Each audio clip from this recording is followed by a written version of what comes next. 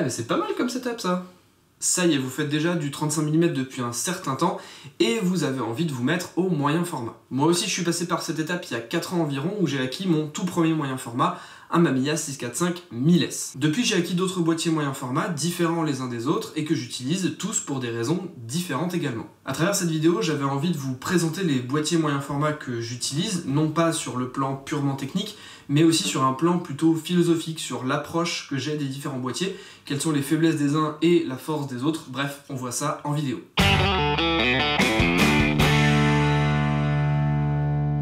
Avant de parler de chaque boîtier indépendamment, j'avais envie de faire quelques rappels sur ce qu'est le moyen format. Le moyen format est un format qui se situe entre le petit format argentique, c'est-à-dire le 24-36, et ce qu'on trouve de plus grand, c'est-à-dire le grand format, la chambre photographique, ce genre de choses.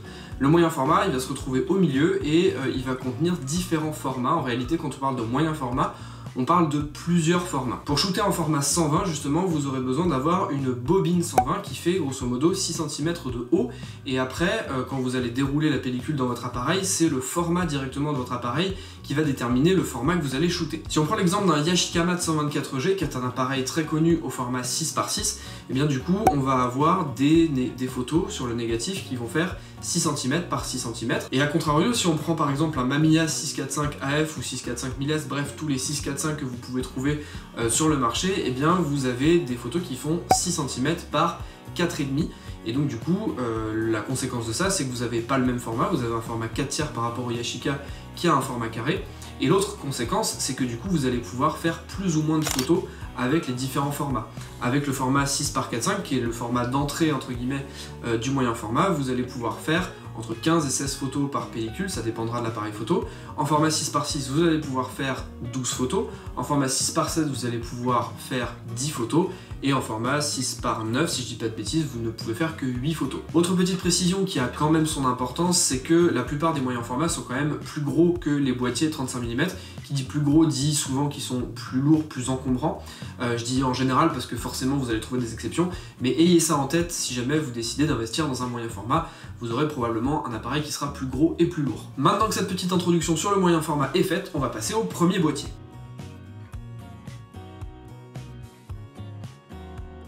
Le premier boîtier que j'avais envie de vous présenter, c'est le Mamiya 645 1000S qui a été fabriqué du coup par la marque Mamiya, j'en ai 3 au total, mais celui-ci c'était mon premier, donc j'ai un petit peu d'affection et de sentiment pour cet objet. Et du coup c'est un appareil qui permet de faire une quinzaine de poses sur une bobine 120. Il a une très bonne optique, globalement retenez que les Mamiya, que ce soit le Mamiya 645 Pro, le Mamiya 645 classique, etc., ont toutes des optiques qui globalement sont très bonnes et vous permettront d'avoir de très bonnes images. Vous verrez que aussi ce boîtier est assez compact. Moi c'est ça que j'aime bien sur ce boîtier, c'est que quand il est muni d'un viseur comme ça sur le dessus, d'un viseur poitrine, et bien du coup il est vachement compact parce que du coup on peut remballer ce viseur et il a un format qui tient bien dans un sac à dos. Et du coup ça me fait aussi penser que les systèmes Mamiya sont des systèmes qui sont assez modulaires. Alors c'est pas l'apanage des Mamiya, hein. Il y a d'autres marques qui ont des systèmes avec de la modularité, mais celui-ci vous allez pouvoir mettre un système de visée, vous allez pouvoir changer l'optique, vous allez pouvoir éventuellement changer la manivelle, vous allez pouvoir y mettre aussi un moteur à avancement automatique.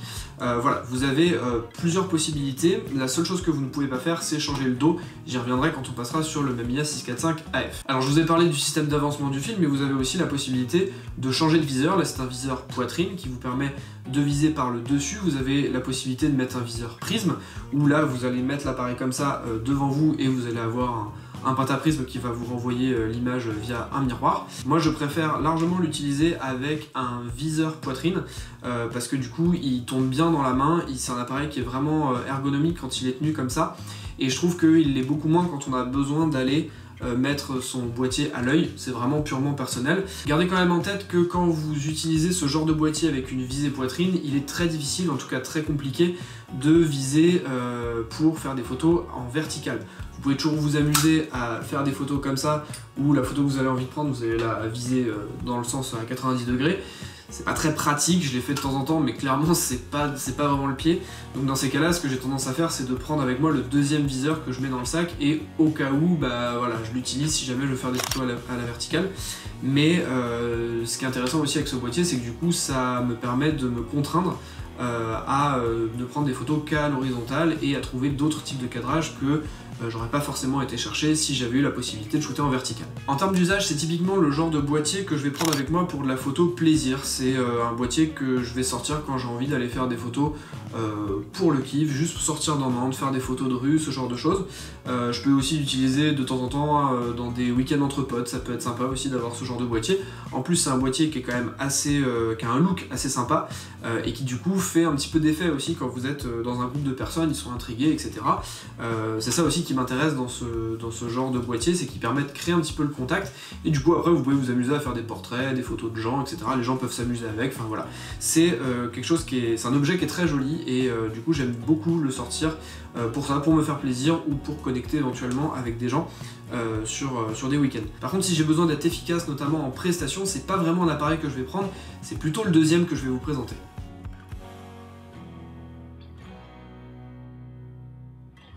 Le deuxième boîtier dont je vais vous parler forcément, c'est mon incontournable Mamiya 645 AF. Ceux qui me suivent depuis un moment sur la chaîne l'ont vu régulièrement. C'est un boîtier que j'affectionne énormément, il est très très complet. C'est un des derniers boîtiers qui a été fait par la marque Mamiya.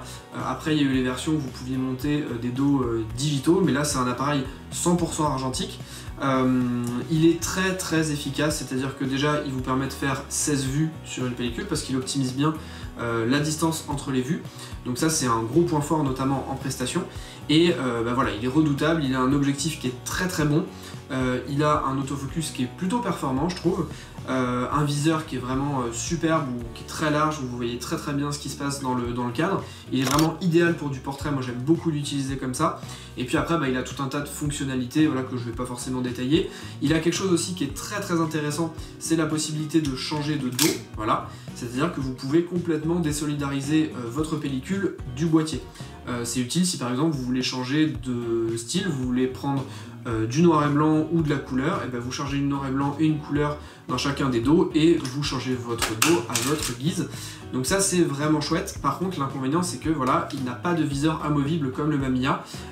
Très clairement c'est pas gênant étant donné que le viseur est très très bon. Moi franchement je m'en passe assez bien de la visée poitrine. D'ailleurs la visée poitrine j'ai plutôt tendance à la prendre, pas nécessairement pour des prestations mais plutôt pour moi, pour me faire plaisir. Je suis vraiment beaucoup plus efficace avec une visée réflexe, enfin avec une visée au prisme on va dire.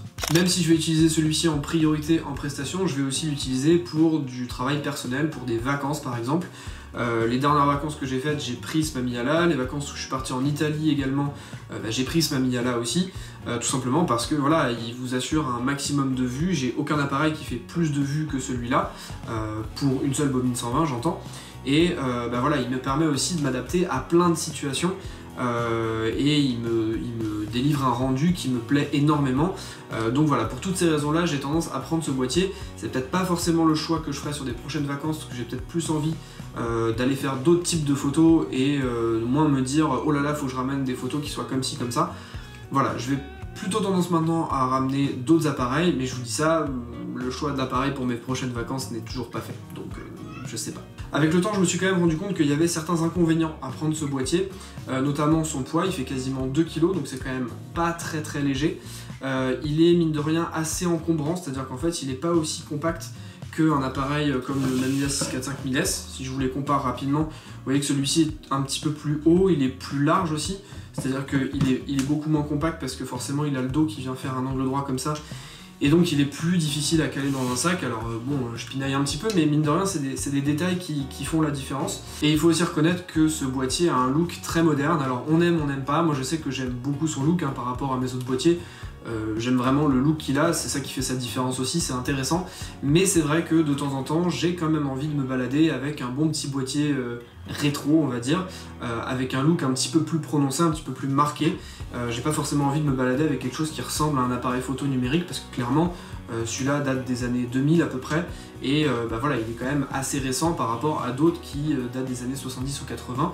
Donc voilà, des fois j'aime juste me balader avec un appareil qui a un petit peu plus de cachet et un look un petit peu moins moderne. D'ailleurs n'hésitez pas à me dire dans les commentaires si vous projetez d'acheter un appareil photo moyen format ou si vous en avez déjà un et quelle est votre approche vis-à-vis de ce boîtier, pourquoi vous aimez shooter avec ou vous aimeriez shooter avec tel ou tel boîtier, ça m'intéresse pas mal.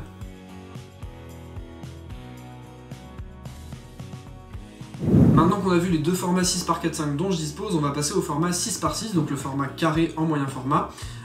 Et on va commencer par le Kiev 60, donc un appareil soviétique qui est très robuste, qui est de construction très solide et qui dispose d'une optique qui moi personnellement m'a vraiment surpris quand j'ai utilisé ce boîtier pour la première fois. Je m'attendais pas à avoir une aussi bonne qualité d'image. Je voyais l'appareil un petit peu rustique, je me disais bon ok, c'est pas forcément un appareil qui m'a l'air extrêmement coté ni rien, donc je me suis dit bon bah on verra. Et en fait voilà, il délivre une super bonne qualité d'image. Je crois que ça a été mon premier 6x6. Et du coup j'aime beaucoup ce boîtier aussi. C'est un appareil qui est aussi intéressant puisque vous avez sur le marché de disponible des accessoires avec ce Kiev. Vous avez par exemple la possibilité de mettre des doubleurs de focale, j'en ai récupéré un dans un lot. Vous avez aussi la possibilité en termes de visée de mettre un viseur poitrine comme celui-ci, mais vous avez aussi la possibilité de mettre un viseur prisme classique. D'ailleurs je préfère utiliser le viseur prisme, je trouve que ça va mieux à cet appareil photo que de viser par le dessus. Après c'est vraiment une question de préférence, mais tant qu'à faire je préfère avoir le viseur prisme sur ce boîtier. Par contre on peut dire qu'au niveau ergonomie c'est pas ça du tout, hein. Si vous pensiez que vous ne pouviez pas faire de photographie avec un parpaing, ce Kiev 60 vous prouvera le contraire. Autre chose qui m'a aussi été remontée quand j'ai fait le test de ce boîtier, c'est que a priori tous les modèles ne sont pas forcément très fiables. Donc du coup c'est un pari à prendre sur les Kiev, ils se trouvent pour pas trop cher encore. Et voilà, vous pouvez faire de super bonnes photos avec. Par contre, des fois vous pouvez tomber sur un modèle qui est défectueux. Moi j'ai eu 2 modèles en main et les 2 modèles se portent bien. Pas vu de défaut majeur, donc du coup j'ai plutôt tendance à vous conseiller cet appareil photo. Il a des fonctionnalités très basiques, mais très honnêtement il vous permettra de faire de superbes images. Ah si, j'avais presque oublié, pour les amoureux des déclencheurs qui font plaisir, ouais, c'est cool quand même.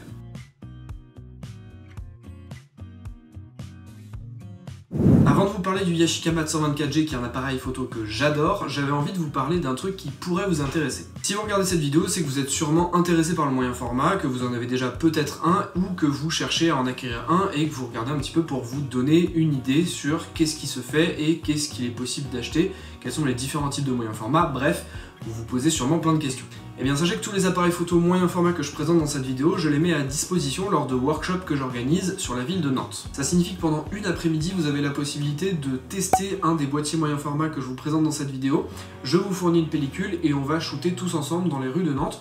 Je vous prodiguerai des conseils sur le moyen format que vous avez choisi et ce sera aussi l'occasion, avec tous les gens qui seront là à ce moment-là, de discuter moyen format, pratique du moyen format, et ça vous permettra aussi de découvrir un petit peu ce monde-là qui n'est pas forcément quelque chose sur lequel on va de prime abord quand on fait de la photographie argentique. Je ne vous en dis pas plus, le lien se trouve en description si jamais vous avez envie d'en apprendre plus, voire même de commander votre prochaine séance. Mais bon, revenons à nos moutons pour parler du Yashica Mat 124G qui est un TLR mythique. Alors oui, je sais, TLR c'est encore un acronyme, mais ça veut tout simplement dire Twin Lens Reflex. Ça veut dire, quand on traduit de l'anglais, qu'il y a 2 objectifs, c'est ce qu'on appelle plus communément les bi-objectifs, tout simplement parce que vous avez une lentille, un objectif qui vous permet de viser, c'est l'objectif du dessus, et l'objectif qui est vraiment strictement le même en dessous et qui vous permet de faire votre photo. Si j'affectionne particulièrement ce boîtier, on va pas se le cacher, c'est parce qu'il est particulièrement beau. Je trouve que c'est un boîtier, un des boîtiers en tout cas, qui a le plus de cachet parmi tous ceux que j'ai. Alors bien sûr je dénigre pas les autres, mais très honnêtement j'aime vraiment beaucoup le style de celui-là et le look de celui-là. C'est un appareil qui est aussi extrêmement ergonomique, je trouve que tous les réglages tombent vraiment bien sous la main, un petit peu au même titre que le 645 1000S que je vous ai présenté au début. C'est un appareil photo avec une super visée poitrine, de toute façon vous n'avez que celle-là, vous pouvez pas en changer, avec un système d'ouverture de la visée qui est vraiment bluffant et très rapide. C'est un appareil qui est très compact également, qui me permet moi de le mettre dans un sac très facilement. Il tient vraiment peu de place, c'est une petite brique mais vraiment qui est même assez légère en fait au regard de sa qualité de fabrication, parce qu'on a quand même pas mal de finition en métal, donc c'est quand même un appareil qui est aussi très robuste. Un autre avantage de ce boîtier, c'est qu'il vous permet d'être extrêmement discret. Ça c'est dû au fait que déjà vous visiez par le dessus, ce qui vous rend beaucoup moins repérable pour les gens qui sont habitués à ce qu'on mette un appareil photo au niveau de ses yeux pour prendre des photos. Là c'est pas du tout le cas. Et autre chose, c'est que du coup, de par sa conception, les bi-objectifs en fait font très peu de bruit de base, puisque vous n'avez pas de système de miroir qui se lève, qui fait du bruit, et de rideau comme un déclencheur classique que vous allez retrouver dans les systèmes réflexes. Là c'est un obturateur central et vous n'avez pas de miroir qui bouge, donc du coup quand vous faites une photo, vous avez quasiment aucun bruit de déclenchement, donc quand vous êtes dans la rue, il n'y a personne qui vous entend clairement. Et bien entendu, vu que vous avez un obturateur central, vous n'avez pas de problème de synchro flash, donc si jamais vous faites de la photo studio avec, c'est tout à fait possible. Globalement, c'est un appareil photo qui est très bon et qui sait faire pas mal de choses, avec lequel il est possible de faire pas mal de types de photographies différentes.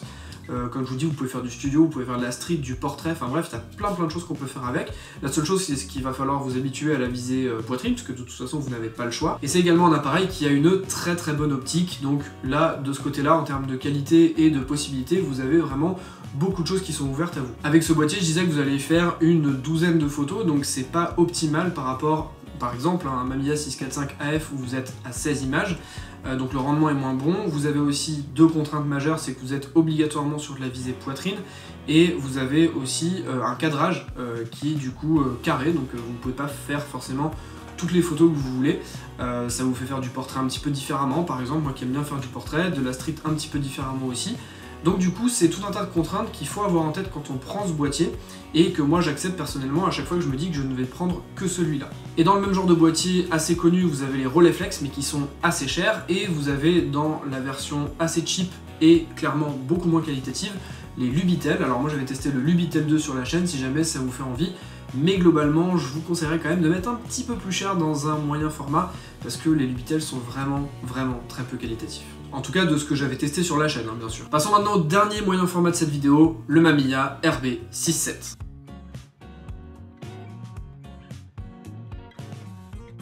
Alors là, on part sur du lourd, du très lourd. Ça c'est un boîtier qui fait à peu près 2,5 kg, une belle bête quand même, et qui vous permet de faire des photos au format 6x7. Donc là on est parti du format 6x6 carré, là on commence à arriver à un format un petit peu plus bizarre, du format 6x7. Alors moi je trouve que c'est un format qui va bien pour du portrait, un petit peu de street photo pourquoi pas, paysage pas trop, après c'est parce que j'en fais très peu aussi, mais j'ai plutôt tendance à l'utiliser soit en portrait et surtout en studio parce que c'est un boîtier qui est extrêmement lourd et qui est pas du tout pratique à transporter. Quand vous le mettez dans un sac, vous imaginez bien qu'il fait quasiment la taille du sac, enfin en tout cas du sac que j'ai, hein, le Peak Design. Mais en tout cas, si vous voulez ramener ce genre de boîtier, vous savez que vous avez au moins 2,5 kg à vous trimballer sur le dos, si c'est pas même près de 3 kg, parce que si jamais vous prenez éventuellement quelques accessoires ou quoi, votre matos photo, il commence à faire un petit peu lourd. Pour vous donner une idée, c'est un petit peu comme si vous aviez pris un Mamiya 645 1000S, que vous aviez bourré de stéroïdes, et que vous obteniez un truc beaucoup plus badass et beaucoup plus lourd, le RB67. Cet appareil est réputé pour être qualitatif et des premiers essais que j'ai pu en faire et les quelques pellicules que j'ai pu shooter avec, c'est le cas, j'ai de très bons résultats.